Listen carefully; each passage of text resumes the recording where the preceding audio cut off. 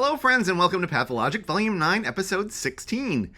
Today we've got a variant of a puzzle that we've covered previously, Fillomino. This one is a symmetric version, and that tends to be a fun bit of variety to add to any puzzle because it allows you to think in slightly different ways. I'm thinking of one of my absolute favorites, Heya, which does the same thing with Heiwake. Let's see what that does to Fillomino today as we take a look at the rules. In Fillomino, we divide the grid into regions of orthogonally connected cells. That is simply saying that we're going to be drawing these gray boundary lines in the grid until we have sliced the whole thing up into smaller regions. Two regions of the same size may not share an edge. So this region here has a size of 4 cells. This region here has a size of 4 cells, and note they are not touching. They're separated by this cell. The restriction here is sharing an edge, or also known as orthogonally adjacent. It does not refer to diagonals. So for example, these two regions of size 1 are touching at a corner that is allowed by the rules. Clued cells must belong to a region containing the indicated number of cells.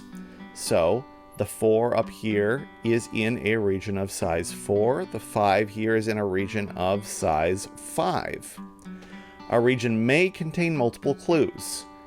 We don't have any examples of that here, but if you imagine that this cell contained a 4 given, that would be fine because they would both end up in the same region.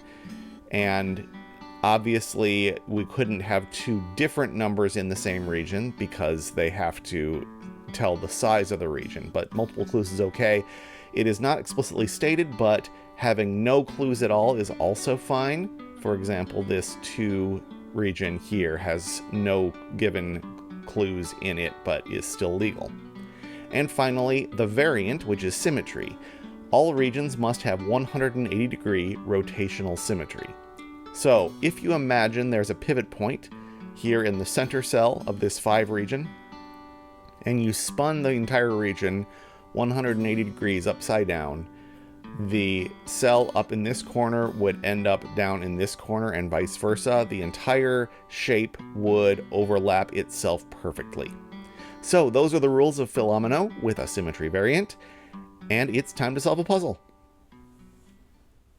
Today's Fillomino was set by Freddie Hand. The interface already draws in some known walls for us. So when we have two different numbers that are touching, they obviously can't be part of the same region, so those walls have been given. We can start by looking at numbers that are in dead ends that need to grow. This 7 has to go west. This 5 has to go east. Might meet up with this 5 or might not, where they might have an alley in between. And we can know that they don't meet up because before I jump to that, we should think about what the symmetry variant is going to tell us.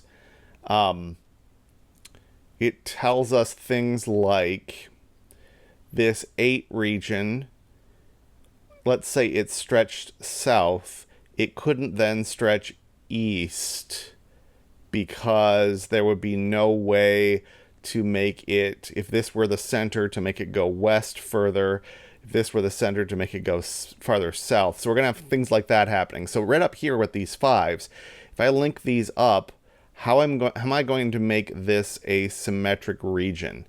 It's an odd size, so there's going to have to be a center to it, and none of these could be that center. So these don't actually meet. This goes south, as does this. They don't meet each other. This was going to have to be symmetric. Since this is an end point of it, we're going to have to curl around like that, and that has given us a 2 size region there. This 4 has to come south and can't go here because that wouldn't be symmetric. So it goes down there.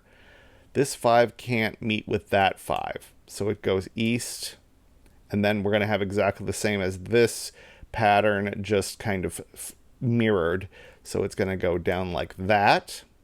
We've got a 2 that does that. The 7 comes south.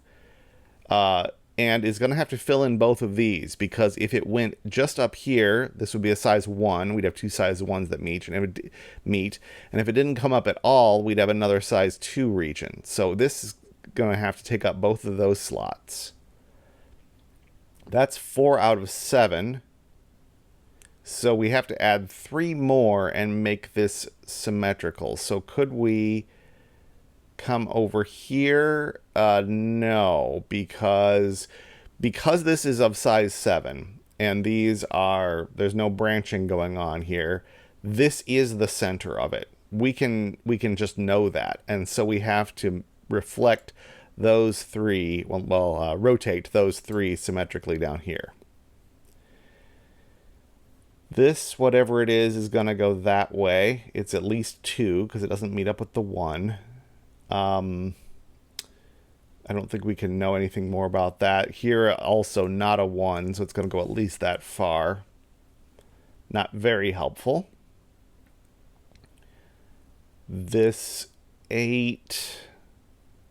I was really rolling for a second there, and now I am struggling to find where my next logical conclusion is. I think this is probably going to end up being a 4 here, but it could be part of the 8. Could be, can't be a, well, if it was a 2, we'd still have to have the 8 come up here probably. Not very helpful. Okay, this 3. 3 has to be a single row of 3 cells. That's the only way to do that symmetrically. So it either is the, because of these walls, it's either the easternmost or southernmost. If it were the easternmost, we'd have these 3. That ruins this 7 clue. So instead, it's on the south, and we've got 3s there. Okay, so this ended up being a domino. This 7, 1, 2. It could take up 3, 4, 5. Could take up these, but it can't reach up there. So whatever it does, it has to go through here. 1, 2, 3, 4, 5. It's going to have to go through there. This has got to be one end of it. So what does that tell us? Oh, here. And this 2 has to go east. So now this has to go north. Can't go in either of those places. So 1, 2, 3, 4, 5. We have 2 more. This is the center of it, so we can just go rotationally symmetric like that. And apologies to people who get triggered by my use of symmetrical sometimes when I should say symmetric. Work on that. 1, 2, 3, 4, 5, 6, 7 at least for this 8. And this 3, again, like we discussed here, has to be at the end of a row of 3. It can't be vertical, so it is horizontal. 1, 2, 3, 4, like so. This 2 comes out here. This is a 1 by itself. So these 8s are going to have to join up. We've got 6 out of 8. Could go down here, possibly. We need to put one of these 2 in, and we need to end up with something that exhibits symmetry. And this is an even-sized region, so there's going to be... The point of symmetry is going to be in between cells instead of on a cell. That, I believe, has to be this point here.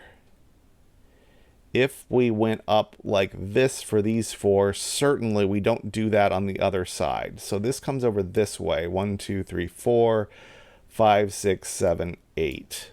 That's what it has to be. So that's a 1. These are 2s. These are 3s. And this in the corner is a 1. And that is not right, because I glossed over one more thing I need to deduce in this whole thing. And that's that this can't be a 3. I don't know why I immediately leaped to that being a 3. It can't be, because then it wouldn't have symmetry. So this has got to be split into a 2 and a 1, and we can't put a 1 here. So that's a 2. and this is a 1, and that is a 1, and now that is how we solve a symmetry area.